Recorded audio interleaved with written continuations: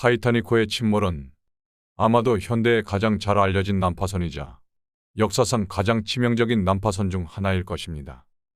1912년 4월 14일 저녁과 1912년 4월 15일 이른 아침 시간에 1,500명이 넘는 사람들이 공해상 뉴펀들랜드 연안에서 약 400마일 떨어진 북대서양에서 거대한 빙산에 부딪혀 가라앉지 않을 것으로 추정되는 배가 큰 빙산에 부딪혀 목숨을 잃었습니다.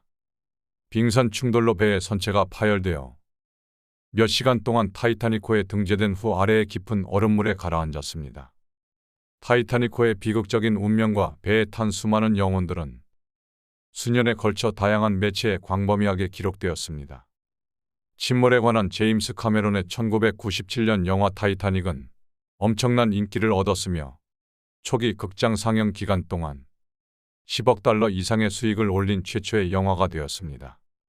전문가들은 배가 침몰한 방식으로 인해 배의 선체가 여전히 한 조각으로 남아있을 가능성이 있다고 추측했습니다. 그러나 사건 당일 밤부터 침몰 위치가 잘 기록되어 있음에도 불구하고 이러한 추측은 50년 이상 확인되지 않은 상태로 남아 있었습니다. 결국 배는 수면 아래 약 3,650m 해저에 수중 협곡 깊숙이 안착했습니다. 매우 깊은 곳에 잔해가 놓여 있기 때문에 이 깊이의 수압은 평방센치당 거의 7,000km이므로 잔해에 도달하는 것은 복잡하고 잠재적으로 위험한 작업입니다. 잔해는 마침내 도달했고 1985년 9월 1일에 재발견되었습니다. 타이타닉호가 표면 근처에서 둘로 갈라진 것이 확인되었으며 분리된 선체의 두 주요 부분은 서로 0.5km 조금 넘게 떨어져 있었습니다. 타이타닉호 선체의 주요 부분은 폭이 약 8km, 5km인 파편지대에 둘러싸여 있습니다. 이 잔해밭에는 선체의 일부가 주변 해저를 향해 곤두박질치면서 선박에서 떨어져 나간 더 작은 선박 파편이 포함되어 있습니다. 파편 필드에 흩어져 있는 물체는 배 구조의 작은 조각부터 배 내부의 다양한 가구에 이르기까지 다양합니다. 발견된 후 몇 년 동안 타이타닉호의 잔해는 연구원, 역사가 그리고 최근에는 관광객들이 수없이 방문했습니다. 1985년 잔해가 발견된 이후 잠수정 기술이 계속해서 발전함에 따라 수년 동안 현장에 접근하는 것이 훨씬 쉬워졌습니다. 그러나 다른 대서양 난파선인 안드레아 도레아호와 마찬가지로 타이타닉호의 잔해는 시간이 지남에 따라 악화되고 붕괴되기 시작했습니다. 이 과정은 현장을 방문하는 잠수정과의 충돌로 더욱 가속화되었습니다. 특히 2019년에는 다가오는 다큐멘터리를 위한 연구 잠수정 촬영이 선체 잔해의 일부와 충돌하여 잠수함 선체에 녹슨 흠집을 남겼습니다. 잠수정의 운영자는 잔해와의 충돌이 잠수정을 잔해 속으로 밀어넣는 악명 높은 대서양 해류 때문이라고 보고했습니다.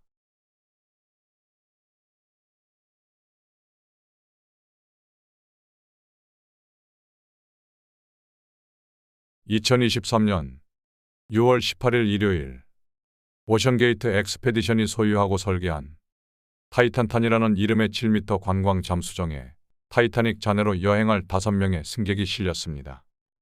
타이탄에 탑승한 통로는 저렴하지 않았으며 잔해를 볼 기회를 위해 1인당 25만 달러라는 어마어마한 가격이 측정되었습니다. 이날 잠수함에 탑승한 5명 중에는 부자 듀오인 샤자다 다우드와 슐레이만 다우드도 있었습니다.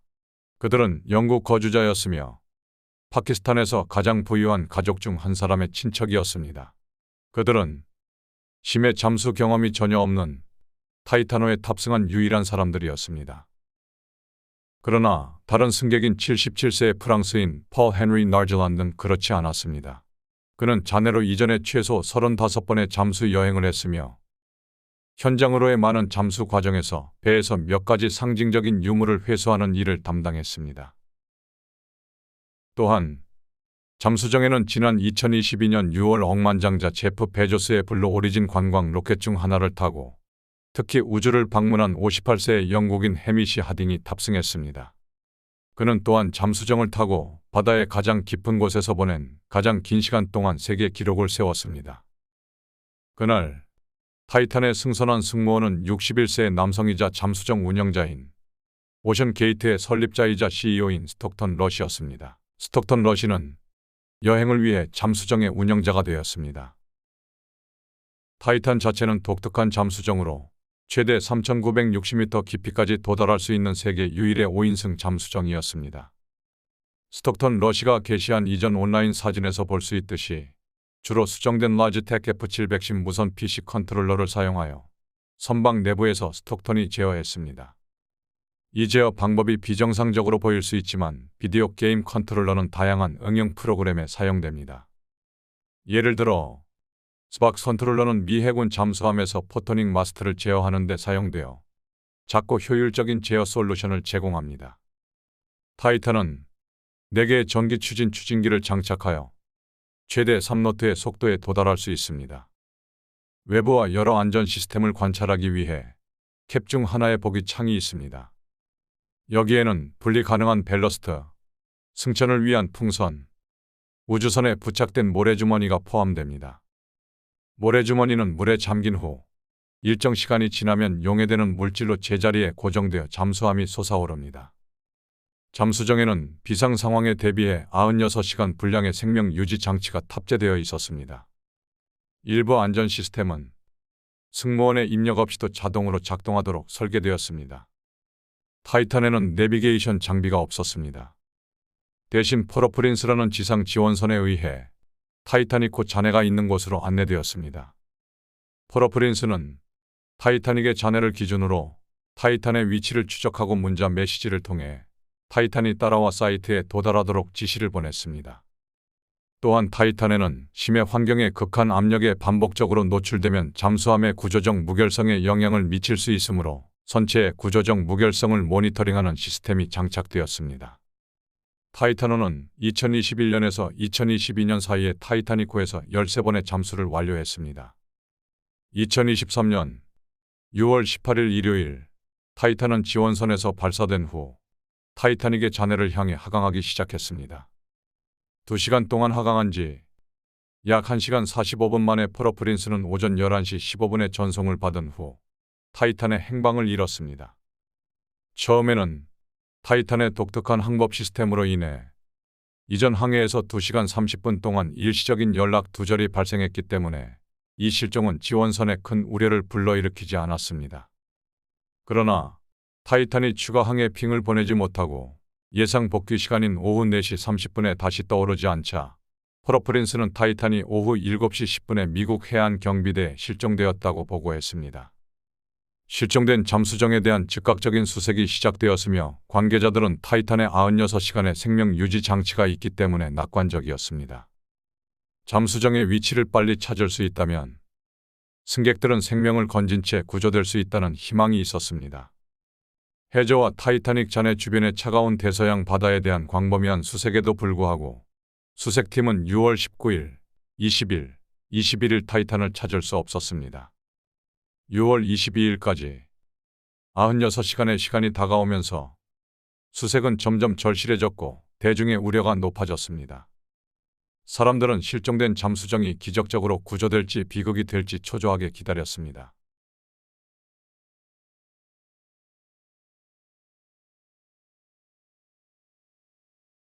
(6월 22일) 오후 1시 18분 미 해안경비대는 타이탄호의 잔해 더미를 발견했다고 발표했습니다. 파편지대와 잠수정 조각의 상태가 발견된 후 타이탄이 하강하는 동안 내파를 겪었다는 것이 명백해졌습니다. 구조는 격렬하게 안쪽으로 접혀서 자체적으로 함몰되어 탑승자 5명 모두 즉사했습니다. 미 해군은 지난 6월 18일 잔해 지대 부근에서 수중 내파 또는 폭발을 감지했으며 수색 과정에서 이 정보를 미 해안경비대에 제공했다고 확인했다. 이 동영상이 제작된 시점에도 사건에 대한 공식 조사가 진행 중입니다. 그러나 내파의 원인은 높은 수압에 반복적으로 노출되어 잠수함의 구조적 무결성이 약해졌기 때문일 가능성이 높습니다. 타이탄은 이전 몇 년 동안 문서화된 구조적 약점을 경험하여 2018년 재건으로 이어졌습니다. 재건 후 최대 3.960m의 깊이를 견딜 수 있도록 재평가되었지만 반복 사용과 탄소 섬유 구조의 조합이 압력 캡슐의 파열로 인해 잠수함은 심해 압력을 견딜 수 없어 구조적 결함과 급속한 파열이 발생했습니다. 폭발의 여파로 일부 이전 승객들은 소매점에서 구입한 PVC 파이프와 조명을 사용하여 만든 밸러스트를 포함하여 잠수함의 다양한 구성 요소를 수제라고 설명했습니다. 선박을 조종하기 위해 수정된 로지텍 컨트롤러를 사용하는 것도 눈에 띄었습니다.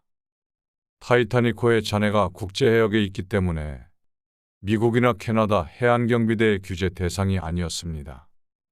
타이탄 잠수함이 하강하는 그 순간에 무슨 일이 일어났는지에 대한 정확한 세부 사항은 아직 알려지지 않았지만 파열이 잠수함에 손상된 구조적 무결성과 심해의 극심한 압력의 비극적 결과라는 것은 분명합니다. 재난일기를 시청해 주셔서 감사합니다. 다음 이야기로 찾아뵙겠습니다.